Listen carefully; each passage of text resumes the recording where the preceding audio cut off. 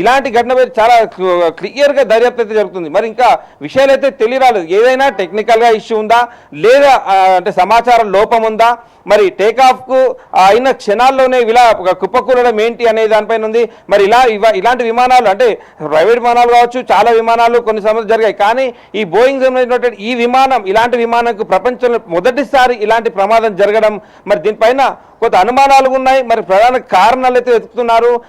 ఎందుకు ఇది ఇలా జరిగింది అనే దానిపైన ఉంది. ఇంకా సహాయక చర్యలు వైపుతున్నాయి. దర్యాప్తు అయితే చాలా సీరియస్గా జరుగుతుంది. ఏటీసీ నుంచి ఏమాత్రం అంటే ఇంకా కూడా మీడియా కాల్కి ఇంకేమైనా స్పందించే ఏమైనా చెప్పిన చూస్తూ ఉంటాం మనం. క్యాబినెట్ నుంచి ఇంకేమైనా సమాచారం ఇచ్చిండ్రా, వీటన్నిటిపైన కూడా ఇంకా దర్యాప్తు అయితే చేస్తున్న పరిస్థితి కనిపిస్తుంది. అండ్ మహేందర్, ఇప్పుడు ఆపరేషన్ సింధూర్ అయిన తర్వాత ఇలాంటి ఒక దుర్ఘటన జరగడం నిజంగా బాధాకరం. ఎందుకంటే ఇప్పుడు అందులో ప్రయాణిస్తున్న ప్రయాణికులు ఎవరెవరు అనే డీటెయిల్స్ కూడా మనకి చాలా ఇంపార్టెంట్. ఎందుకంటే అందులో ఉన్న వాళ్ళు ఎవరెవరు ఉన్నారు, వెళ్ళిన వాళ్ళు అక్కడికి వచ్చిన ఆ బంధుమిత్రులు ఎవరై ఉంటారు, అక్కడికి వచ్చిన ఇప్పటికి ఈ వార్త అందరికీ తెలిసే ఉంటుంది. సో అక్కడికి వచ్చిన వాళ్ళు ఏ విధంగా స్పందిస్తున్నారు, ఎవరెవరు ఉంటారు అని మనకు అనుకోవచ్చు ఆ విమానంలో. అంటే దీంట్లో రాజకీయ పరంగా చూస్తే మరి గుజరాత్ మాజీ ముఖ్యమంత్రి ఉండడం జరిగింది. మరి అలాగే ఈ పహల్గాం ఘటన తర్వాత ఆపరేషన్ సింధూర్ తర్వాత అంటే దాదాపు కొంతమందిని కొన్ని చోట్ల అంటే ఇప్పుడు భారతదేశానికి విఘాతం కలిగించేందుకు ప్రయత్నం చేసినప్పుడు చాలామంది అదుపులోకి తీసుకున్నారు. అలాంటి సమయంలో కొన్ని ఉద్దేశపూర్వకంగా చేసిన జరిగినాయి. కానీ ఇలాంటి సమయంలో ఇంత పెద్ద ప్రమాదం జరగడం పైన కూడా అన్ని కోణాల్లో అయితే దర్యాప్తు అయితే జరుగుతుంది. మరి ఓవైపు దేశ భద్రత కోసం అంటే ఎయిర్ ట్రాఫిక్, ఎయిర్ రూల్స్ అని కూడా చాలా పటిష్టంగా ఉంటుంది. ఎయిర్ బేస్ అని చాలా పటిష్టంగా ఉన్నటువంటి నిఘా వ్యవస్థ ఉంది. మరి ఇక్కడ ప్రయాణికుల ముసుగులో ఇంకేదైనా అంటే జరిగిందా అంటే ప్రాథమికంగా అయితే ఇంకా ఎలాంటి అంచనాలు జరుగుతున్నాయి. కాకపోతే ఇలా మరి ఈ జరిగినటువంటి ప్రమాదానికి కారణాలు, దీంట్లో ఇంకేమైనా కుట్ర కోణం ఏమైనా ఉందా, ఇంత క్షణంలో అంటే పైలట్కు ఏటీసీకి ఉన్నటువంటి సంబంధాలతో చాలా క్లియర్గా ఉండాలి. లేదంటే పైలట్కు ఏటీసీకి ఏమైనా ఉన్నా రన్వే పైన ఉండాల్సిన విమానం క్షణాల్లో అంటే అది టేకాఫ్ అయిన క్షణాల్లోనే కుప్పకూలడం ఏంటనే దానిపైన కూడా సర్వత్రా అనుమానాలు అయితే ఖచ్చితంగా ఉంటాయి. ఆ కోణంలో కూడా విచారణ జరుగుతుంది. ఒకవైపు ప్రపంచ దేశాలు యుద్ధాలు అయితే జరుగుతున్న పరిస్థితి కనిపిస్తుంది. ఇప్పటికే భారతదేశానికి పక్క రాష్ట్రాలు శత్రు దేశాల నుంచి ముప్పున్న మాట వాస్తవమే. మరి ఇలాంటి సమయంలో దీంట్లో ఏమైనా కుట్ర కోణం ఉందా అనేటువంటి కోణంలో కూడా దర్యాప్తు అయితే జరుగుతుందా. ఒకవైపు దీన్ని చాలా అంటే ఇప్పటికే కేంద్ర ప్రభుత్వం అయితే దీన్ని అన్ని కోణాల్లో దర్యాప్తు చేయడానికి సిద్ధంగా అయితే చేసిన పరిస్థితి కనిపించింది. మరి ఇప్పుడు ఈ బయలుదేరడానికి సిద్ధమైనటువంటి ఈ విమానం ఇలా కుప్పకూలడానికి గల కారణాలు చాలా అంటే బలంగా అయితే ఉండే ఉంటాయి ఖచ్చితంగా.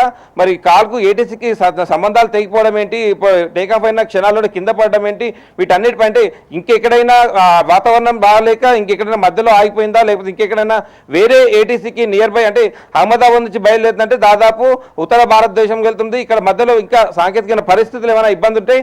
పక్కనటువంటి విమానాలకు ఏటీసీకి సిగ్నల్ అందించేవారు. కానీ ఇక్కడ టేకాఫ్ అయిన క్షణాల్లోనే కుప్పకూలడం అనే దానిపైన అయితే కాస్త అనుమానం పెంచాలని అవసరం ఉంది, అనుమానించాల్సిన అవసరం అయితే ఉంది. మరి దీనిపైన ఇంకా లోతైన దర్యాప్తు అయితే సాగుతుంది. మరి దీనికి కారణాలు, మరి దీంట్లో ఉన్నటువంటి వారెవరెవరు, వాళ్ళ బంధువులు అయితే ఇప్పటికీ అహ్మదాబాద్కి అయితే చేరుకున్న పరిస్థితి కనిపిస్తుంది. వారు ఎంత క్షేమమైన అన్నట్టుగా అధికారులు అయితే ఆరా తీస్తున్న పరిస్థితి. అధికారులు కూడా అంటే ఇంకా సహాయక చర్యలు అయితే అక్కడ ముమ్మరంగా కొనసాగుతున్న పరిస్థితి కనిపిస్తుంది. తమ వారు క్షేమంగానే ఉన్నారా అన్నట్టు ఒక సమాచారం ఇవ్వాలి అన్నట్టుగా అక్కడ ఉన్నటువంటి అంటే ఎవరైతే ఆ ఫ్లైట్ లో బయలుదేరారో వారి కుటుంబ సభ్యులు కావచ్చు, బంధుమిత్రులు కావచ్చు, పెద్ద ఎత్తున అహ్మదాబాద్ విమానాశ్రయానికి అయితే చేరుకుంటున్నారు. ఇప్పుడిప్పుడే చాలా వరకు కూడా ఈ ప్రమాదం జరిగి దాదాపు గంటన్నర కాబోతుంది. కాబట్టి కొంతమంది అక్కడే ఉన్నప్పటికీ కొంతమందికి ఈ సమాచారం తెలియడంతో తమ వారు భద్రంగా ఉన్నారని తెలుసుకోవడానికి కుతూహలంతో అహ్మదాబాద్ ప్రాంతానికి అయితే చేరుకున్న పరిస్థితి కనిపిస్తుంది. సో మొత్తంగా కూడా 242 మందితో ప్రయాణమైనటువంటి ఈ విమానంలో ఎవరికి కూడా ప్రాణ నష్టం జరగకూడదని అందరూ కోరుకుంటున్నారు. అది జరగకూడదని కూడా కోరుకున్నాం. కానీ జరిగినటువంటి విమాన ప్రమాదం, ఆ పొగలు, ఆ మంటలు చూస్తే మాత్రం ప్రమాదం పెద్ద ఎత్తున ఉండొచ్చు అనేటువంటి అనుమానాలు అయితే వస్తున్నాయి.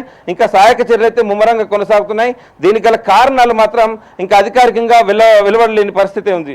ఎస్, మరి ప్రమాదం జరిగింది కూడా మధ్యాహ్నం 1 గంట నుంచి 2 గంటల మధ్య సమయంలో. అంటే వెదర్ ఏ విధంగా ఉందంటారు? మీకు వచ్చిన అప్డేట్స్ ప్రకారం వెదర్ ఏ విధంగా ఉంటారు? మధ్యాహ్నం అంటే కాస్త ఎండగానే అనిపిస్తుంది, కానీ సిగ్నల్స్ అందకపోవడం, వెదర్ ఏమన్నా సహకరించకపోవడం గల కారణాలు ఏమన్నా అయి ఉండొచ్చా? అంటే కాస్త ఇప్పుడు మన వాతావరణ శాఖ చెప్పినట్టు ప్రకారం ఇప్పుడు జూన్ అంటే ఒకవైపు ఢిల్లీ కేరళను ఇప్పటికీ వర్షాలు అయితే అట్లకు తీసి మహారాష్ట్రను అట్లకుతలం చేసిన పరిస్థితి, తెలంగాణలో కూడా పోటెత్తిన పరిస్థితి కనిపిస్తుంది. అహ్మదాబాద్ అంటే గుజరాత్ కూడా సమీపంలో సముద్రం ఉంటుంది, సముద్ర తీరం ఉంటుంది, అక్కడ అప్పుడప్పుడు వర్షాలు కురిసే అవకాశం ఉంటుంది, ఎప్పుడు కూడా మేఘావృతం అవుతున్న పరిస్థితి కనిపిస్తుంది. సో విమానం బయలుదేరే ముందు చాలా వరకు కూడా ఏటీసీ అన్ని సిగ్నల్ అన్ని విషయాలపైన కులంక్షంగా ఆలోచిస్తుంది. ఆ విధంగా అప్పుడే మాత్రమే సిగ్నల్ ఇస్తున్న పరిస్థితి కనిపిస్తుంది. అక్కడ మధ్యాహ్నం పూట అంటే ఎండగా ఉందా లేదా అంటే ఈ వాతావరణం అయితే పొడిగా ఉన్నట్టుగా తెలుస్తుంది. ఎక్కువ ఎండ లేదు, వర్షము లేదు, పొడి వాతావరణమే ఉన్నట్టుగా కూడా అక్కడ ఉన్నటువంటి స్థానికులు చెప్తున్న పరిస్థితి కనిపిస్తుంది. ఆ వీడియో కూడా మనం చూస్తున్నాం. అంటే దట్టమైన ఎండ అయితే లేదు ఆ సమయంలో, విమానం క్లియర్ గా కనిపిస్తుంది. దట్టంగా ఉంటే అంటే వీడియో వచ్చిన క్షమంలో ఇటు నీలిమేఘాలు మాత్రం అంటే అక్కడ ఉన్నటువంటి ఏవైనా కనిపించేవి మనకు, కానీ అలా ఏమీ లేని పరిస్థితి కనిపించింది, క్లియర్ గా కనిపిస్తుంది. అక్కడ ఆ సమయంలో ఎండ అయితే ఎక్కువగా లేనట్టుగా కూడా తెలుస్తుంది. మరి ఇదంతా కూడా దీనికి కారణాలు ఏంటి, మరి ఎందుకు అయ్యింది, ఇప్పటికైతే ఏటీసీకి ఇలాంటి సిగ్నల్ లేదని తెలుస్తుంది. మరి అధికారికంగా ఇప్పటివరకైతే అంటే విమానయాన శాఖ అధికారులు కావచ్చు, కేంద్ర ప్రభుత్వం నుంచి కావచ్చు, అక్కడ ఉన్న స్థానిక రాష్ట్ర ప్రభుత్వం నుంచి కావచ్చు, ఏ ఒక్కరు కూడా ఈ విమాన ప్రమాదం పైన ఇలాంటి విషయాలు అయితే ఇంకా బహిర్గతం చేయలేని పరిస్థితి కనిపిస్తుంది. ఒకవైపు సహాయక చర్యలు, మరోవైపు దర్యాప్తు మాత్రం క్లియర్ గా చేస్తున్న పరిస్థితి కనిపిస్తుంది. సో ఇంకా కొన్ని నిమిషాల్లో ఇంకా ఎదురు చూడాలి మరి ఎలాంటి వార్తలు వినాల్సి వస్తుంది. మరి